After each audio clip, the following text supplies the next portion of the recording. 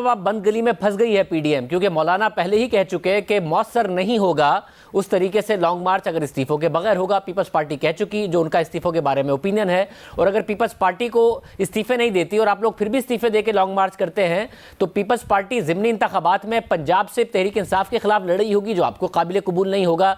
تو Peoples party کا الگ ہونا بھی قابل قبول نہیں ہے۔ تو آپ لوگ ایک بند گلی میں پھنس گئے ہیں۔ اب پیپلز پارٹی ایک ایسا مسئلہ ہوگا آپ کے لیے اگر وہ استعفوں کے لیے نہیں مانے کہ آپ انہیں الگ بھی نہیں کر سکتے اور آپ انہیں ساتھ لے کر بھی نہیں چل سکتے، اس لیے آپ کی پی ڈی ایم پھنس گئی ہے۔ نہیں شاہ زیب، ہم بھی آخر سیاست کر رہے ہیں اور ہم ان چیزوں کو جو بات آپ نے کی ہے وہ ہمارے ذہن میں بھی ہے۔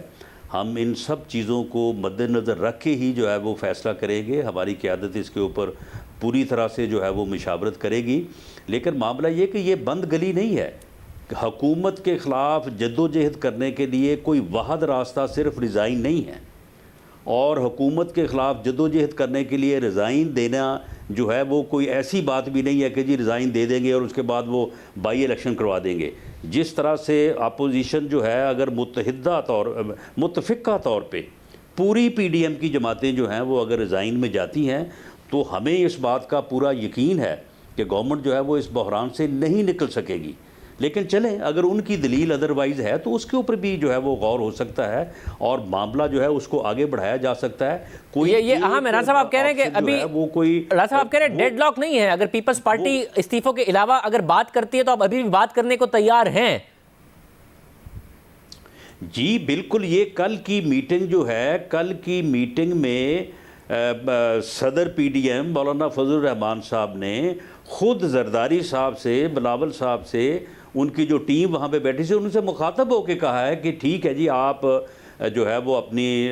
سینٹرل ایگزیکٹو کے پاس جائیں، وہاں پہ ہمارا آرگومنٹ رکھیں اور اس کے بعد جو پھر آپ کا فیصلہ ہے اس سے ہمیں آ کے مطلع کریں۔ آپ کے فیصلے کو ہم دوبارہ بیٹھ کے جو ہے وہ اس کے اوپر غور کریں گے، اور جب وہ غور ہوگا تو پھر وہاں پہ ساری جماعتیں موجود ہوں گی۔ لیکن یہ ایسا تو نہیں ہے کہ ادھر غور ہو رہا ہے اور ادھر جو ہے وہ میڈیا کے اوپر جو ہے وہ لائیو کوریج ہو رہی ہے۔ اس طرح سے اگر ہوگا تو پھر میں سمجھتا ہوں کہ ماحول کا تلخ ہونا جو ہے وہ پھر جو ہے وہ لازمی ہو جاتا ہے۔ اور کل دیکھیں اب زرداری صاحب نے کچھ ایسی باتیں بھی کی ہیں جو اگر ہم میڈیا میں کریں تو وہ پھر جو ہے وہ پیپلز پارٹی کو اعتراض ہوگا کہ جی آپ نے یہ بات کیوں کی۔ دیکھیں نا، جب ایک آدمی آدھا گھنٹہ 35 منٹ بات کرتا ہے تو کچھ چیزیں جو ہے وہ اگریسولی دوسروں کے خلاف ہوتی ہیں، تو کچھ اپنی کمزوریاں بھی جو ہے وہ بندے کی سامنے آ جاتی ہیں۔